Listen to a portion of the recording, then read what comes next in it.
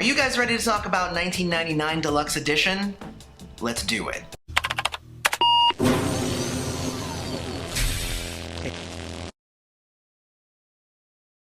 Hey everybody, welcome back to Prince's Friend, exploring music through Prince. And we have an amazing series of review videos coming at you for 1999 Deluxe Edition. And I can't wait to go over these amazing tracks and talk about all of them with you. And this video is gonna go ahead and start that off. Before we get into that, don't forget to hit like, subscribe to the channel, hit the bell notification, you know the drill. But I also want to thank all of our patrons who are supporting the channel on patreon.com/princessfriend. And also let all of you know that December, I am sharing lots and lots of gifts with all of my patrons. So if you want to be a part of that and check out all of the cool stuff that I am sharing, don't forget to go to this link right here, and you can be part of the fun as well. So there's gonna be multiple parts to this review.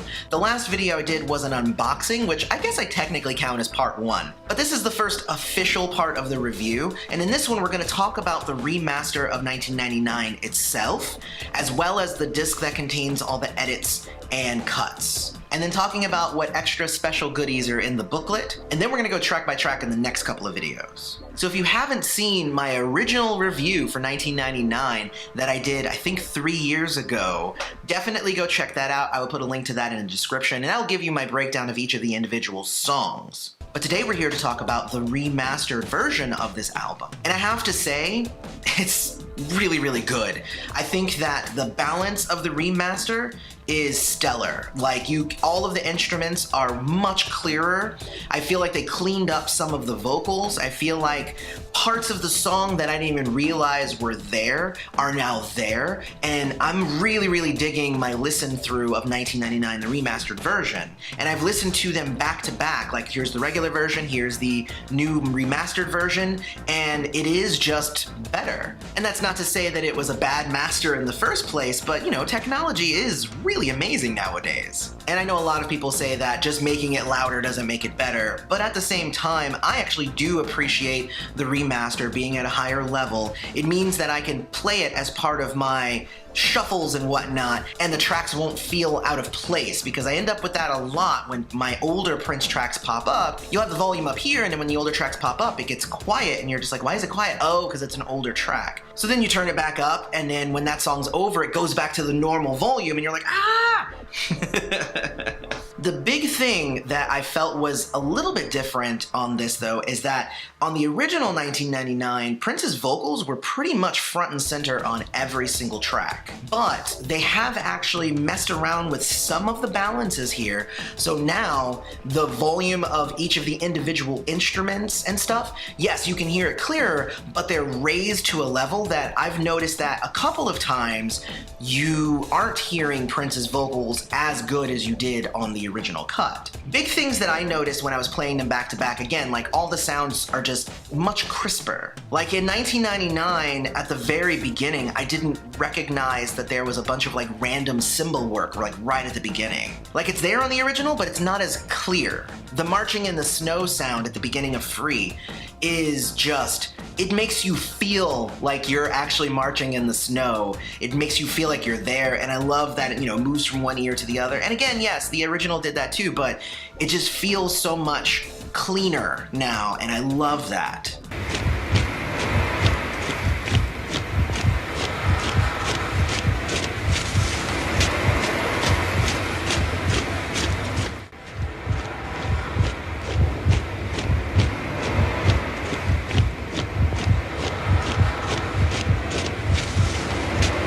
One of the places where it actually had a little bit of an issue was around the end of International Lover, where the music is like swelling and he's getting excited and he's going, but the music actually starts to swell higher than Prince's vocals. And whereas on the original track, I don't know, I could pretty much understand everything that he was saying. When I was listening to the new remastered version, like his voice was drowned out a bit, and I was like, whoa, that's a little bit of a difference.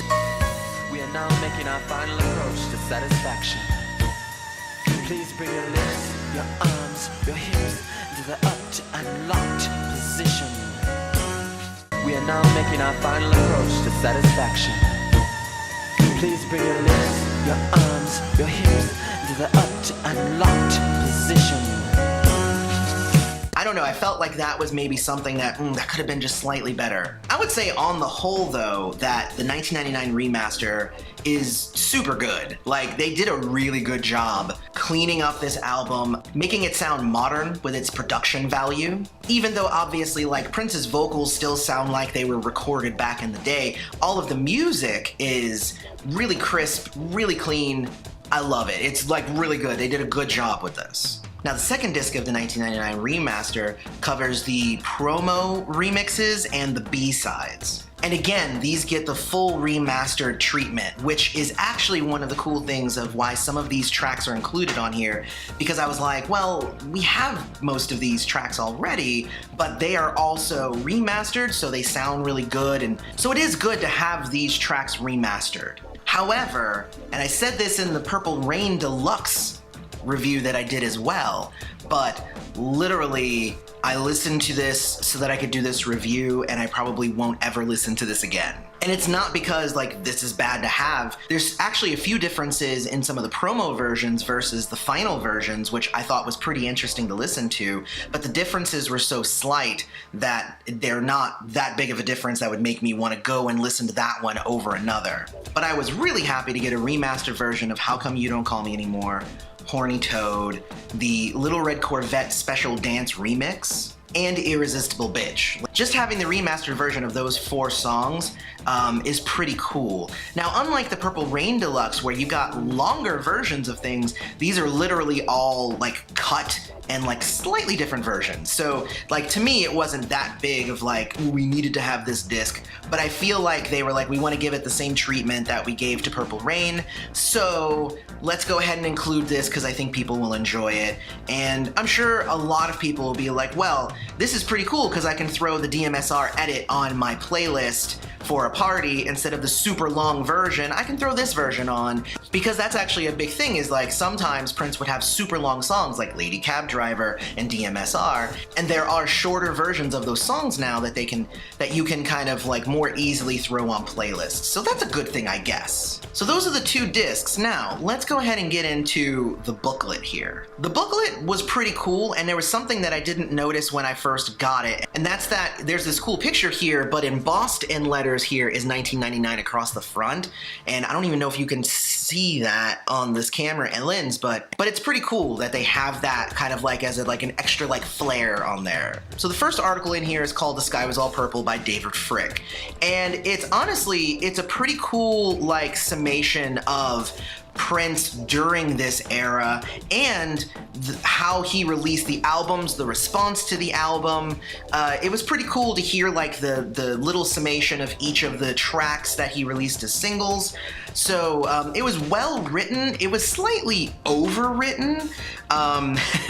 As a writer, I can tell when you're like, okay, they told me it has to be 500 words and I'm only at 400. Let's throw in tons of really clever descriptions and adjectives. That's just me. I'm just saying that's just me. The second article in this book is called My Mind Says Prepare to Fight, and it was kind of all about how Prince's run-in with the Rolling Stones crowd and how it all went down. Like the other band members and people think that that was actually something that fueled his fire and made him actually become the star that he was. Like, just imagine had he not had to face that adversity early on, like he might be a completely different type of artist nowadays. It's interesting because after that was when he decided he wasn't going to open for anybody, he wasn't going to do any more interviews, so like it was a turning point for him, and it was probably one of those things where it was horrible in the moment, but it was a growing experience. He grew from that. So that's kind of where I'm at with that. I think that the article itself was written really well by Andrea, though it was less like from Andrea's point of view or anything, and it was more her quoting this person, that person, this person, that person, and kind of combining it all into a really cool article. And it's a good read. I mean, she's really good. It makes me want to pick up her book. Like, it's pretty good. The next part is the lyrics. Now, when I did the unboxing, I was like, oh wow, cool. It's cool to have the lyrics here in his handwriting.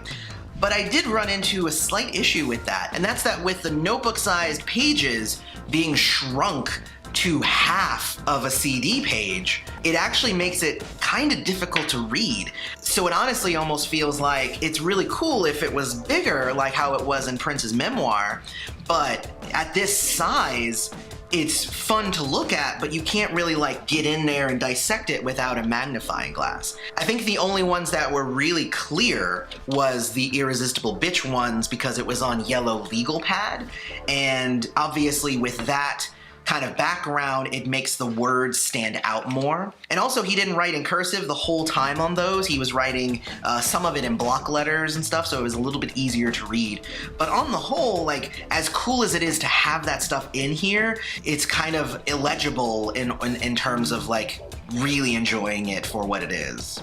That's just my own personal thought on it. The last article before we get to kind of rundowns and like Dwayne Two Doll's notes on each of the individual vault tracks is the Prince Will Always Live Within Us, and that one is by Duff McKagan, who I couldn't remember what band he was a member of in the last video. Obviously it was Guns N' Roses, and he mentions it several times in this article, and it's mentioned several times other places. I just couldn't remember what band it was when I was recording the last video. But thank you to everybody who came into the comments and let me know. But it was pretty interesting because his article was very much a personal thing. It wasn't even necessarily kind of about Prince, but it was about himself and his relationship with Prince.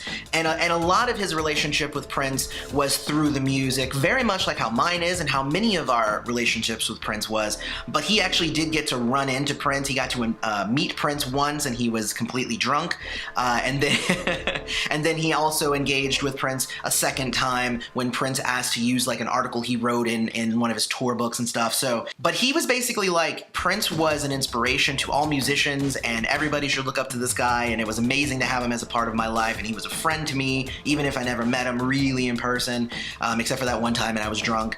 And you know what, I really dug it. Like, it was a nice, heartfelt article that you got why Duff McKagan was asked to write that. Like, it wasn't just random that he was on there. Like, he had something to say, and I think that it was really awesome. And again, if somebody like him from a band who is so far removed from Prince is talking about Prince, then that shows you that Prince's reach was much farther than you might have thought previously. The rest of the book is Dwayne Two Doll's notes, so I'm going to end up talking about little bits of Dwayne Two Doll's notes when we go over the vault tracks, but the entire idea here was to not give away the whole booklet. You should read this, you should buy it and have it. You need to read it yourself. I'm just kind of giving you the skinny on what it is, and I thought that it was all pretty well written, and it was a worthy inclusion in this box set. This box set being the 1999 Deluxe box set with all the stuff, and it's really, really cool. I can't wait to get into the next video and talk about the songs themselves, but really we just went through the booklet and the first disc and the second disc, and it's already pretty great. I mean, you know me, like the second disc was kind of but it was cool to get those remastered versions, but the main disc, like if they had just released a remastered 1999, that would have been enough, honestly. Like, it was cool to get all the rest of the stuff, but this album, I think more than any other of Prince's albums, really deserved to get a remaster, and they did a great job with it. Alright, so now I'm going to give you guys a taste of each of the vault tracks on disc 3 that you're going to be getting as a part of this amazing set. And there really are some great ones on here. There's some alternate versions, there's some songs that maybe you've never heard before, and I'm pretty happy to have it in my hands. So hit like, subscribe to the channel, hit the bell notification, and let's get into this. Let me touch your body, baby. Let me feel you up. Come on, baby. Let me feel you up. Let me touch your body, baby. Let me feel you up. Come on, baby. So Feel You Up obviously feels very much like a demo, but it's really just an earlier version of the song. And it's really hard not to compare the two, in my opinion, just because, it's the same lyrics and the beat is similar, the arrangement is different, the production value is different. Obviously, Prince was able to pull this one back out many years after this version and make it, I believe it was the B-side for Party Man, so he was able to do some amazing stuff with this song. And actually now, going back to the original version, I don't know, it feels odd, and I'm like, I don't know if I like this one. But guess what? My middle kid was like, no, Daddy, this one's pretty good. And I'm like, okay, maybe I need to listen to more of this.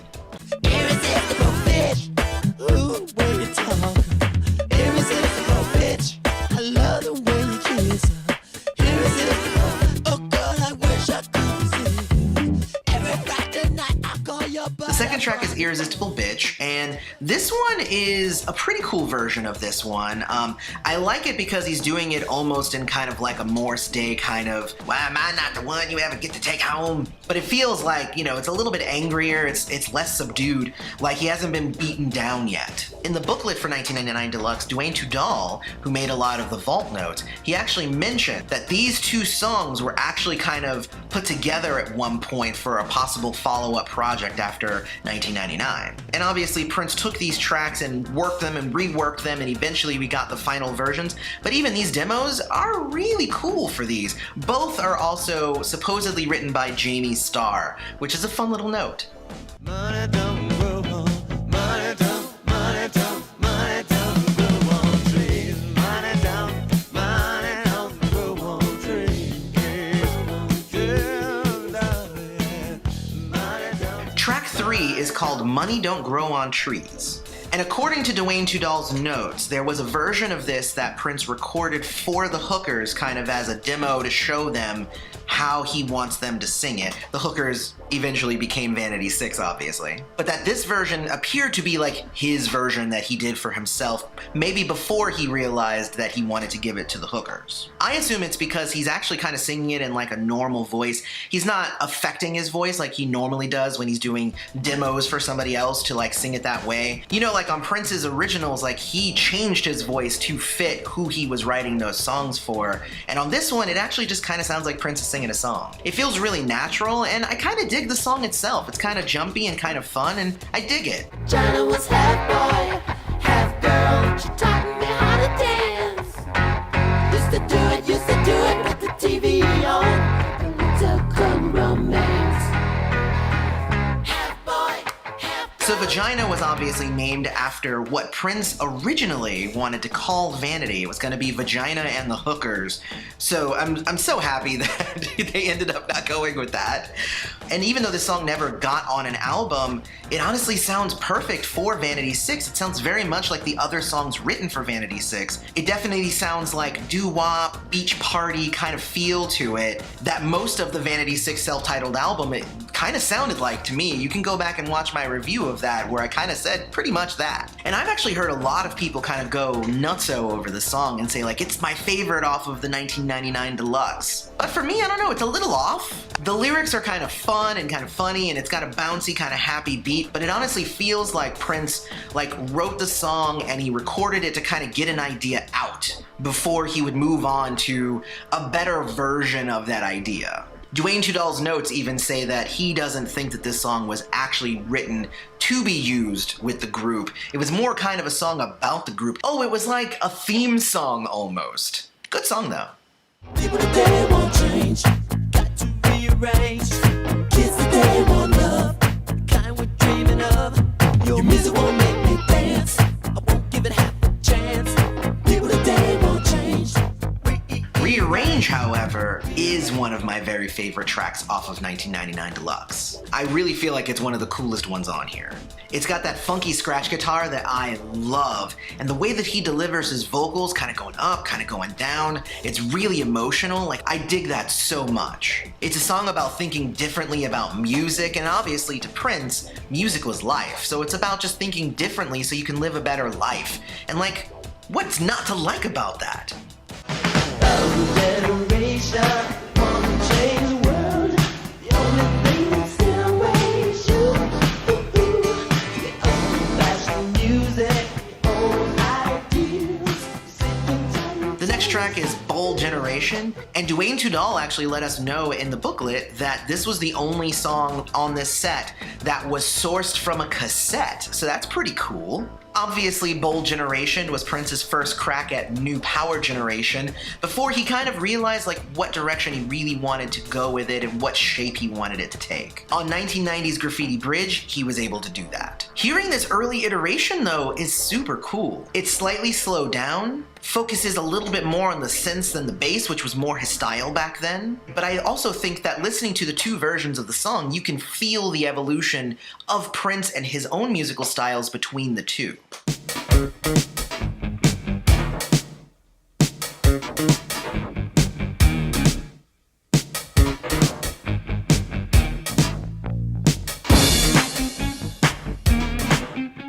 So this instrumental track comes from the fact that Prince didn't always have a name for anything that he did. And the story that was told by Peggy McCreary, who was one of Prince's sound engineers around this time, she says that she needs a name to write on the tape that they just recorded so that they can file it.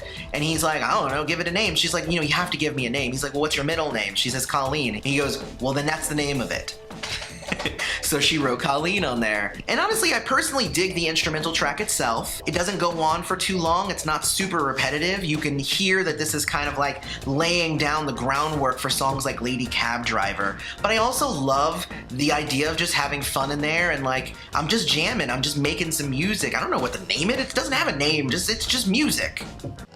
I'm in international lovers. Let me take you around the world, yeah. And then of course this one is the one that we heard weeks ago, International Lover Take 1. And it is a wonderful take on International Lover. And it just feels very different.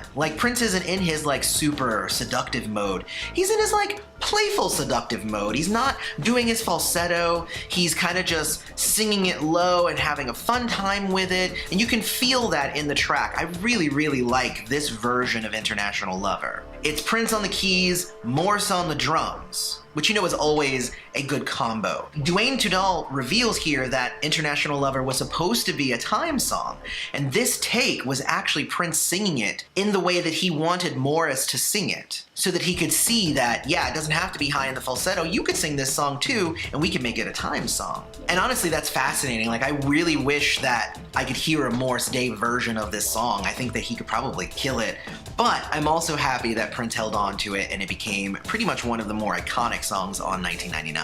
Turn it up, baby. Still ain't wild enough. Turn it up, baby. Ready for the heavy stuff.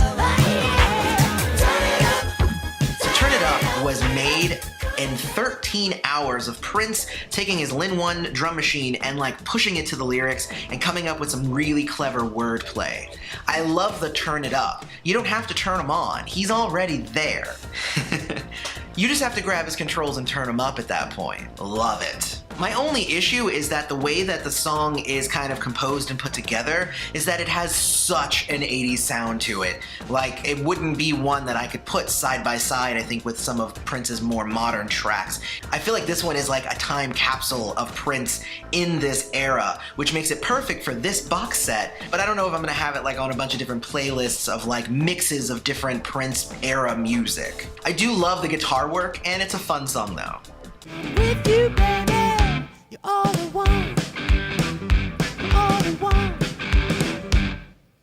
Ever since the day I kissed you, it's always been on my mind. Honey, I can't resist you. So Prince arrived in the studio and recorded a really fun rockabilly song called You're All I Want, which sounds familiar because it's pretty much almost the exact same song as Horny Toad, which ended up being a B-side. This could be a hit on a country radio station easy. And according to Peggy McCreary, and this is actually a really fun story that she does share, when the song was done, Prince put it on a cassette, tossed it to Peggy, and said, "Happy birthday." And that's totally awesome. It's just another example of the creative freedom that Prince had beyond what other artists had. He could go in, record a song, and just give it away as a present, and it's okay because he recorded 4 other songs in that 2-week period. He's here you go, it's for you, Peggy. And the song itself is pretty cute. Must be some little wonder, been the son of a girl I've had. Must be some little wonder, why would a woman want to treat me so bad? So this version of Something in the Water. It's slower. It's the version before Prince decided to like push his Lynn drum machine like crazy fast because you can hear that the beat's there, but it's slow, but it still really sounds great. My very favorite part of this is at the beginning where you can hear Prince putting the claps in where he wants the claps to be, because he's like, all right, I'm laying down the basic track here and I know that I'm gonna want to record this again later on, but this is gonna be an amazing song, so I have to put the claps in. This one and a few others were done in his basement, in his own private home studio. And again, that was a part of the freedom that Prince had, is that he's like, if I want to record something, I have my own studio here, I'll just go down to my basement and record it. And I feel like it's almost the perfect precursor to the final version of the song. I feel like he's singing it like he still has some autonomy and he's kind of requesting to be let free, and that he really feels like there might be a chance that he'll be set free. Whereas on the one that we get, it's more pleading, it's more like I'm shouting to the ether and hoping that you'll hear me, but I know that you won't. So I'm very happy that he ended up going back and doing the song again and making it the version we eventually got. But I dig this demo version as well. Wanna make you happy, do whatever you say. If it make you happy, girl, I come home right away. I give you all my money. So this song, If It'll Make You Happy, is sweet, but like right from the get-go, you can hear that it doesn't have like that edge that Prince was looking for 1999, or the album before it, or I think anything that came after it. I don't think it really had the feel for any of the larger projects that he did. That doesn't make it a bad song, but you know why it wasn't included on some of these other albums. The story in the booklet is also pretty cool because it kind of lets you in on the fact that like Prince would record 90% of the stuff in this era by himself, but that this was one of the songs where he did bring Dez Dickerson in, and he let him do the rhythm guitar and the vocals, and he really wanted to share this song with his friend because they respected each other musically and they respected each other's opinions. And that makes me like the song even a little bit more, so I do like it. I don't know if I love it though. I don't wanna, baby. What we had was good. I call you, don't call me anymore. What I like about this alternate version of How Come You Don't Call Me Anymore is that it sounds like it's live. It doesn't sound like it's in the studio, kind of like how the final version does. It actually feels like you hear the creak in his chair and you hear him kind of humming to himself, you hear him breathe. Like, it has those effects in it that makes it feel like it's live. It makes it just feel like it's a version that he might have played at a concert, and this is just a different offshoot of the original version. Because he does deliver some different vocal inflections, he stresses certain words instead of others, and it does give it a really different feel. I am happy that we got the version that we did get, because this version is a little bit all over the place. You can tell that he's trying to play around with his voice and figuring out where he wants to put that accent or where he wants to raise his voice, lower his voice. But it's really, really fun to see him kind of experiment on this track. Also, the final version that we get removes the beginning piano part of this one, which I really, really don't like.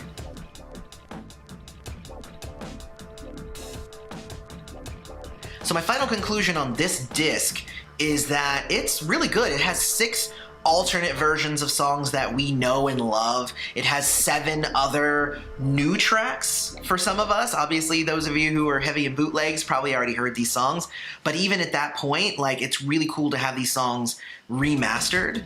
I think the only thing for me is that it doesn't feel like there was like a cohesive message or any kind of story. I feel like these songs are kind of on here because they felt like having them in this order and not necessarily for any other particular reason. Like, none of these songs particularly go together. It's just, hey, here's half of the songs that we're gonna give you.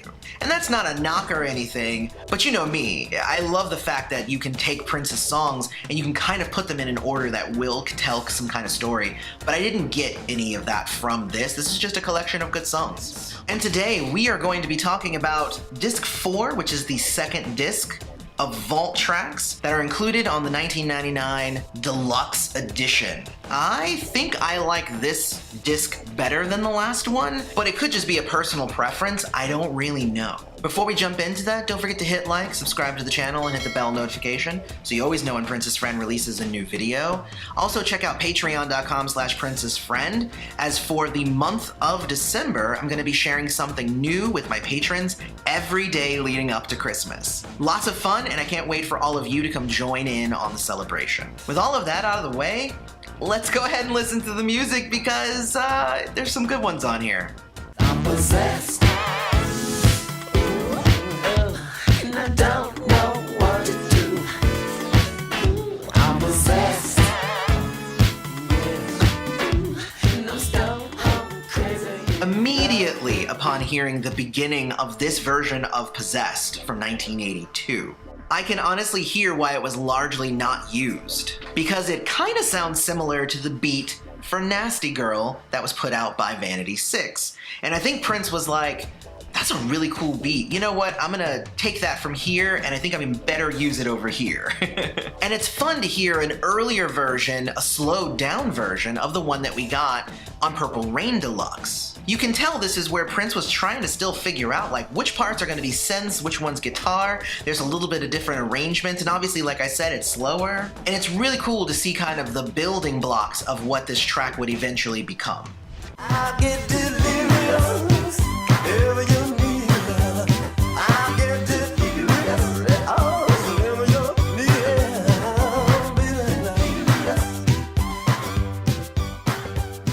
The next track is Delirious, the full version. Lisa Coleman actually was in studio on this one, so it wasn't like she didn't layer her voices on later on. She was there in the studio. And it took the 4-minute version that's on the album and extended it to 6 minutes. Essentially, there's a slightly longer intro, there's a little bit more crooning before the breakdown, and there's some added instrumentality at the end. The most interesting thing to me is I heard Delirious, I think for the first time, when I was watching Cheech and Chong Still Smoking, if anybody still watches Cheech and Chong movies. But I remember hearing Delirious there, and I remember hearing it and going like, this is slightly different than the version that's on the album, and it's because they apparently had access to the full version to include different snippets of that song in the movie. I don't know, it's just a weird thing, but I love Delirious, and having more Delirious is never a bad thing. Don't need no reefer, don't need cocaine. Purple music does the same to my brain. I'm high, so high. So Purple Music has always been one of my all-time favorite bootleg tracks that I've had access to over the years. And all I can say is that it is amazing to finally have it here in a remastered, mostly finalized form. Like it's such a good song. But this track is funky, it's electric, it's eclectic, and it's totally Prince. He is speaking his truth on this song like no one else could. And it's about the revolution of music that he was going to bring to the world. And a lot of people say that Purple Rain was Prince's response to Purple Haze from Jimi Hendrix. And I'm like, no, that's not it, guys. It's not it. Guess what is, though? Purple Music is his response to Purple Haze. Because Purple Haze is all about kind of like the haze you're in when you're doing drugs and stuff like that. And this song is specifically saying, I don't need those drugs, I have music. Love this song on like so many levels. I was so happy when it was included here. Keep singing, yeah, you know. Yeah, you know. There's more to life than spitting when you talk, say, yeah, you know. What's the matter? So the quote in the booklet that was included with Yeah You Know was, I write in my head, the rest is just dictation. And I really like that way of thinking. Like Prince has already thought of the song, he just needs to get it down somewhere. This song was recorded all by Prince in his home studio, aptly called Star Studios, and it feels a little old-timey. It actually shows a really fun side, more of his humor of Prince, like he's talking about like people spitting when they talk, and he makes fun of the Andy Griffith Show at one point. So it's pretty cool to see his humor in this song, reflecting so much of what we already know about Prince, but the more people that can hear that fun side of him, I think the better. Like I think Prince could have done like observation comedy with this song, like it's pretty funny. It is a relatively short song, but it's fun and it's catchy.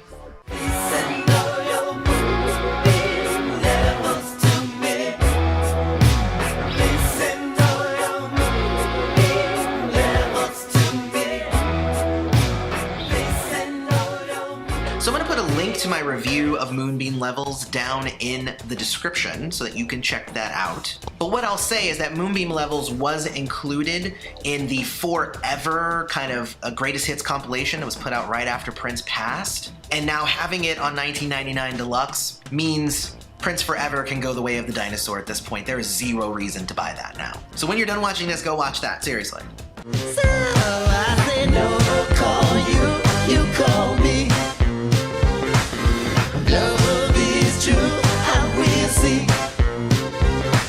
Can't listen to my music, 'cause when you go, another will do. So on No Call You, which is like a Yoda way of saying what he's actually saying in the song, Jill Jones did sing backup vocals in the studio on the track, and then later on when she was working with Prince on her solo album, her first solo album, she did come in and do a version with her on leads that didn't actually make the album. The song itself though feels like it's right out of church. It's like jumpy and it's celebratory and like it has that feel to it. And coupled with the lyrics, I think that makes it really cool. Like, I'm here celebrating, I'm here partying, I got the Lord on my side. So if you want to be a part of this, then all you have to do is call, but I ain't calling you. My only gripe with this song is that it has a couple of the issues that some of these other remasters have, and that's that the instruments are higher than his vocals. So there were many points in the song where I couldn't even understand what he was saying because the music was so loud. Like, they could just tweak it ever so slightly and I would be happy. I'm just saying, it's just something I'm the reviewer here, I have to point it out. Otherwise, it's fun as hell. It's a great track.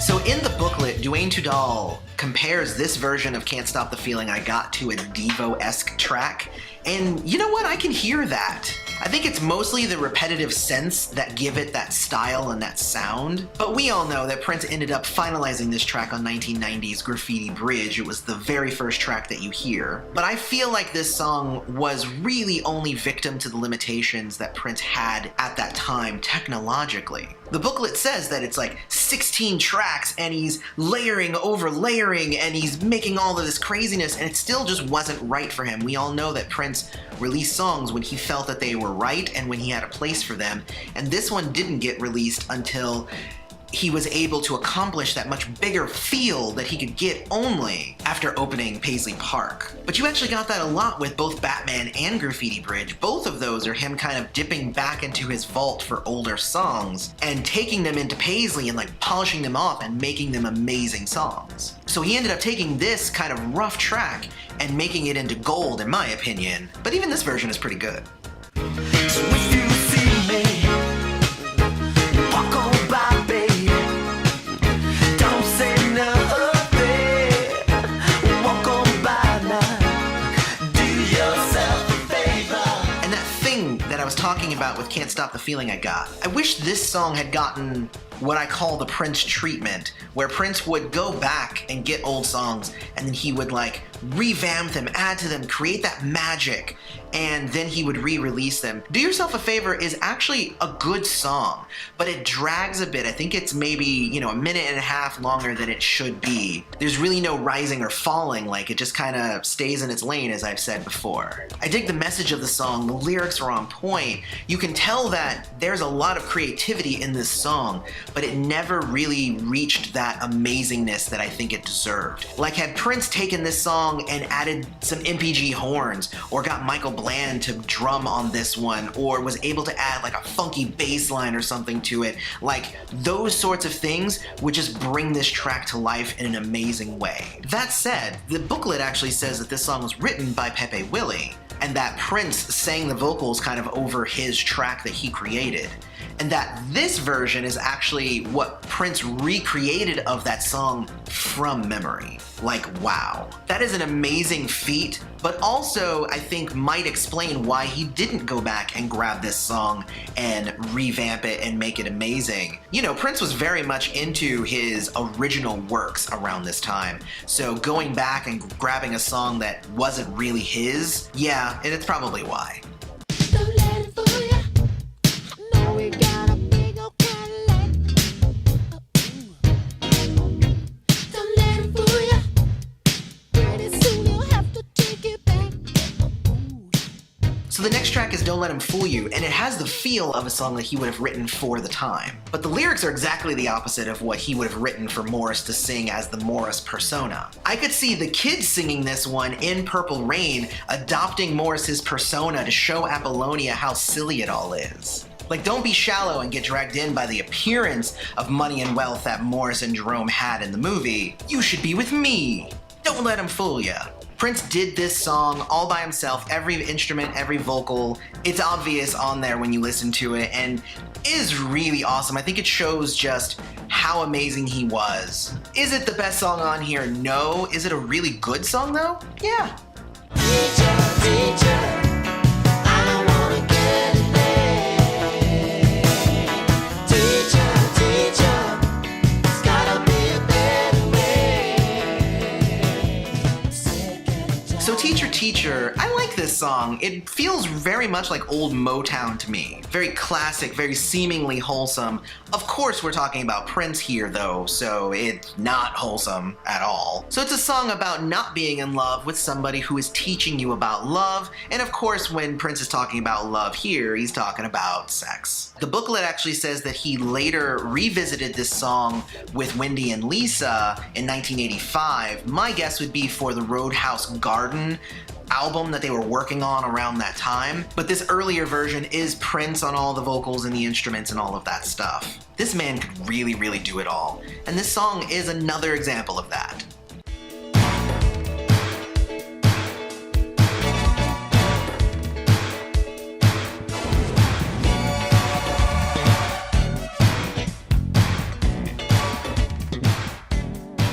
So when I saw the title, Lady Cab Driver, I Want to Be Your Lover, Little Red Corvette, tour demo, I was like, so what does that mean? What does tour demo mean? Is it a demo that they would give away while they were on tour? No, you're gonna like this story. So reading the booklet, it lays out that Prince put this together and gave it to all of the members of the band on a cassette to show them how he wanted to transition from Lady Cab Driver to I Want to Be Your Lover to a little bit of Head in there, and then to Little Red Corvette on stage in the concert. All this work to show them how to do it. He's like, look, I already did it, you just have to do what I did. Like, wow. And they performed this on February 1st, 1983, and then never again because Prince decided to drop I Want to Be Your Lover and Head from the set list, meaning he did all of this work for one show, and then you have to assume he probably did a whole other one for the next show. So again, wow, Prince was a perfectionist, and Prince used that perfectionism to make amazing art.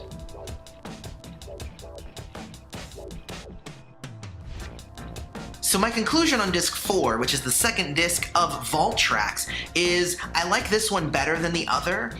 Again, there doesn't seem to be any correlation to these songs to the rest of the songs. I think it could have been interesting if one of these two CDs was all of the alternate versions of songs, and then the other one was all kind of brand newer tracks that, like, you know, brand new, obviously none of this stuff is brand new, but, you know, different tracks that weren't just songs that we already got.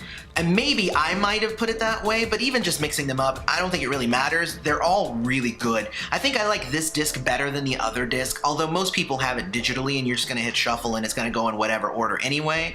But if I was to really use like physical discs and I had to choose which one, this one or the other Vault one, which one to put in, I would probably put this one in. I feel like this one has the stronger tracks, the more complete feeling tracks. The standouts obviously being Purple Music, Moonbeam Levels if you didn't already have Prince Forever, and Don't Let Him Fool You for me. I dig that song a lot. And there are a lot of people who are talking about how they left off Lust You Always and Extra Lovable from this set. And a lot of people are really mad about that. Some people are like, I'm not gonna buy it because they don't have those two songs on it.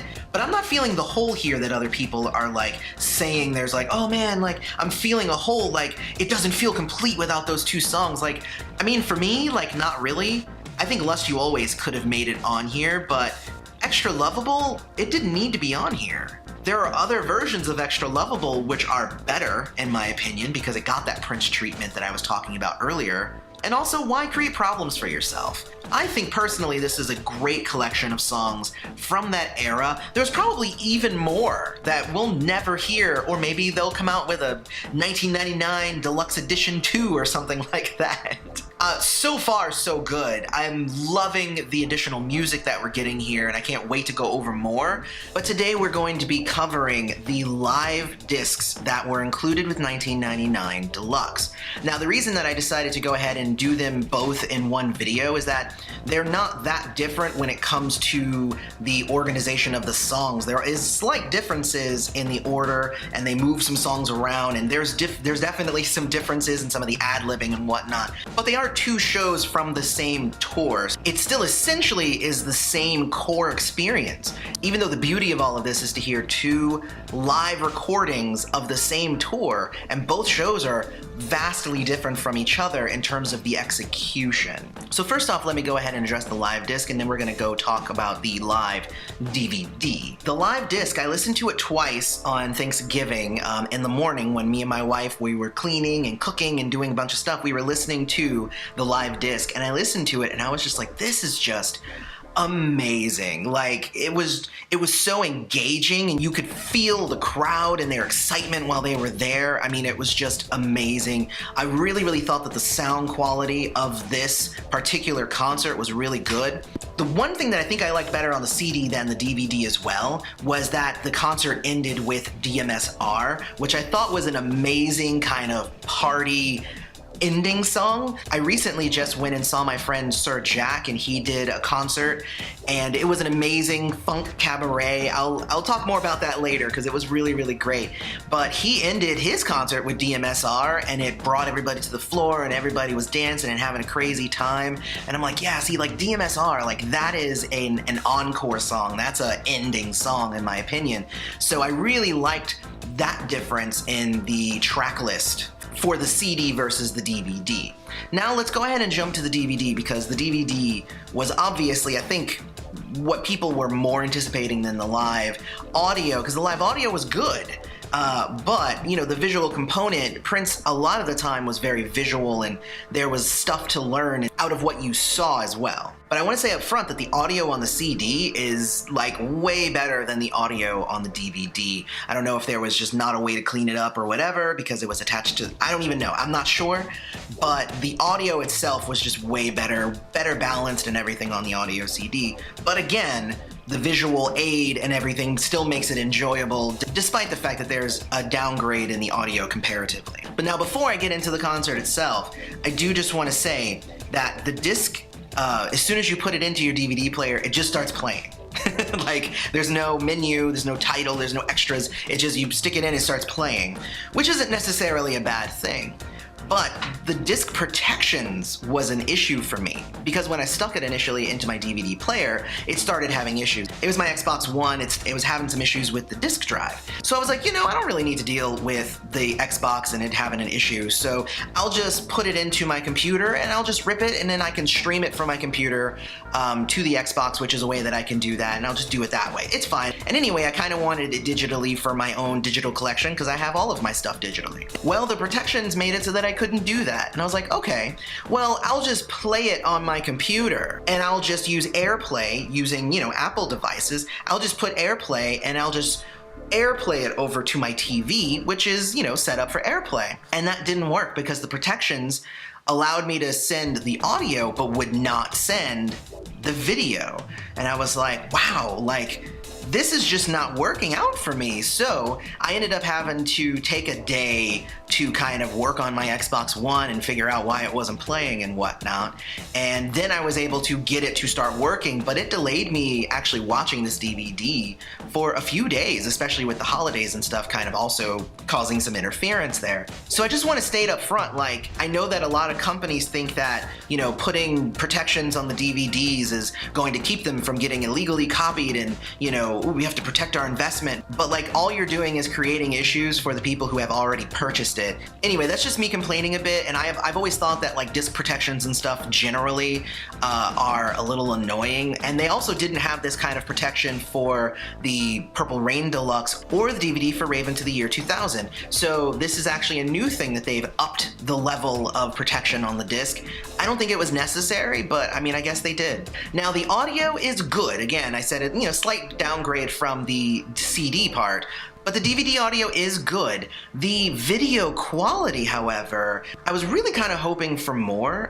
It wasn't as good a quality as the Prince and the Revolution live, but it was still good. The problem that I had with some of the parts, like, for instance, when he first started off on the show with Controversy, is that one, as well as a couple of the other tracks, were all kind of in the dark. So it was like you saw like an outline of Prince, which worked when he was against like the silhouette, like the big light board in the back, and he was against it, and you could see his silhouette, and that kind of worked. But then they would drop the lights on some of the songs when he was on the stage proper, like not behind the big light wall, and then it was just like you would just see like an outline of him, and like it was just interesting how they used the strobe effect and whatnot. I mean, they used it pretty good through most of the concert, and I think what I'm saying is that the video quality mixed with some of the lighting choices in Prince's show made it a little bit difficult to see what was happening. I mean, but overall, I still really did enjoy it. During Let's Work, I really dug it because Dez really gets a really cool guitar solo, and he gets another one on Lady Cab Driver as well, so I think Dez was doing some really good guitar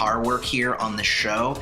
What I noticed is that Prince would have the guitar for some songs and not on others, and I think that he wasn't 100% in his stage show at this particular moment, or at least at this particular show, because you could see that every so often, if he didn't have a guitar there to kind of ground him and like make him feel safe, kind of like a safety blanket, he would kind of move around, he would make like weird jerks, and he would kind of move kind of goofily, but like you could tell that when he had a guitar in his hand, he was way more comfortable. And it's definitely something that he grew out of, because I've seen a ton of live performances of his, and with or without a guitar, he masters it all. But you can feel like his still relative newness, even at this stage in his career. Going into some of the lighter notes of the concert, he did really good on Do Me Baby, as well as on How Come You Don't Call Me Anymore. On Do Me Baby, he actually decided to not have a guitar, and he was like seducing his mic stand, kind of using it as a placeholder. I thought that was really interesting. And Do Me Baby too was where I've heard some people online and in some of the chat rooms and Facebook groups and whatnot, and they've been saying like, is the audio sort of out of sync on your disc? And you know what? I didn't notice it during any other song, but I noticed it slightly during Do Me Baby, that it was just ever so just out of sync. Not enough to like ruin my enjoyment of it or anything, but I noticed it because I had heard somebody saying it. I was like, that must be what they were saying. It seemed like it got right back in sync, so it wasn't an issue, but there was just a slight hiccup there. On How Come You Don't Call Me Anymore too, Prince did the same thing that he did on the audio disc, but he would like scream like, how come you don't call me? And then he would kind of ad-lib, kind of have a discussion with the audience, and I actually really liked this version, though I did like the audio CD version of it more, because he was really kind of having fun, like, oh, she ain't gonna call, she must be with another man. On this one, it was more just kind of pleading and whatnot, but it was really fun. I liked that kind of take on it. And then International Lover was one of those times in the concert where it kind of got dark, but they used like this red kind of light on him, which was really kind of sexy, and he ended up kind of like seducing the crowd, and then a bed came up in the back and he went to the bed and had sex with it to airplane noises.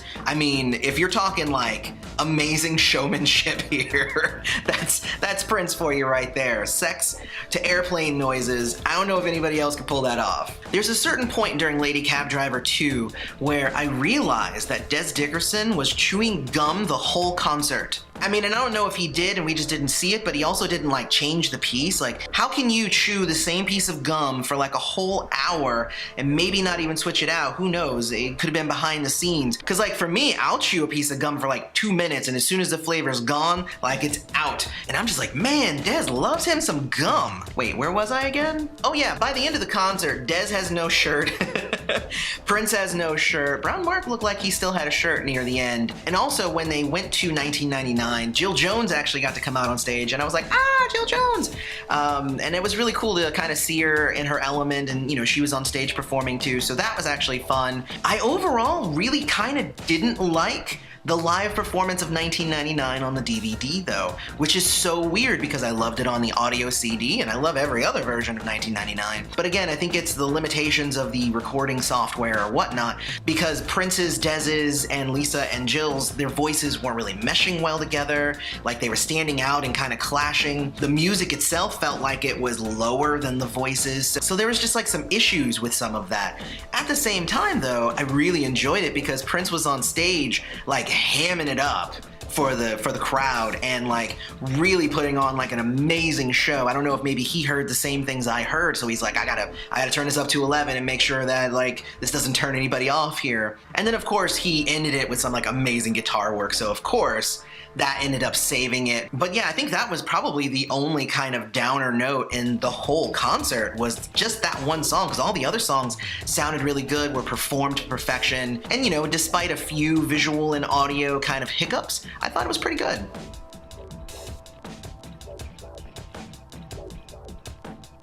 So here's my final conclusion for the 1999 Deluxe Edition. I have to say, on the whole, definitely worth it. It is 5 CDs, 1 DVD, and basically costs around $60. You can get it for cheaper if you can get it on sale or whatever. But basically, the estate has continued the trend of charging $10 per disc. Regardless if it's a CD or a DVD, regardless of how many songs are on it or whatever, it's gonna be $10 a disc, and like, it makes it really easy. And I would say even though disc 2 was, you know, promo mixes and B-sides and stuff like that, it was really cool to get those B-sides and the special dance remix of Little Red Corvette Remastered. The remastered disc itself of 1999 was perfection.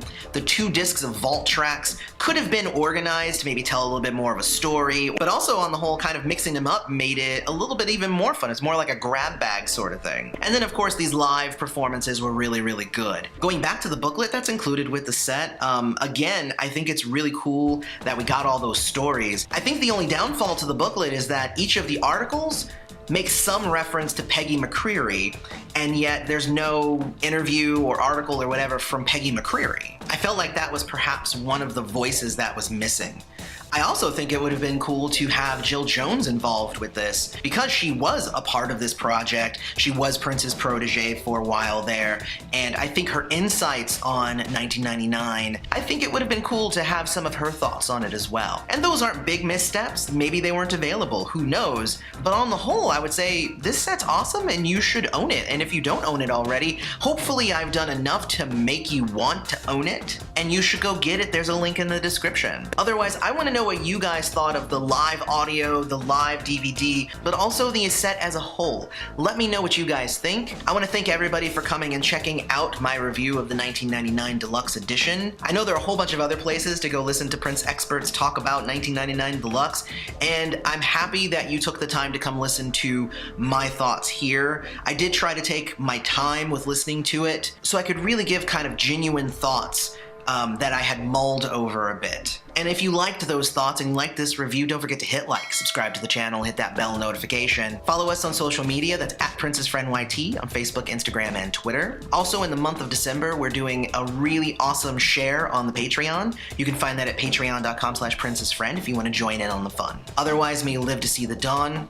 I love you all. See you in the next video.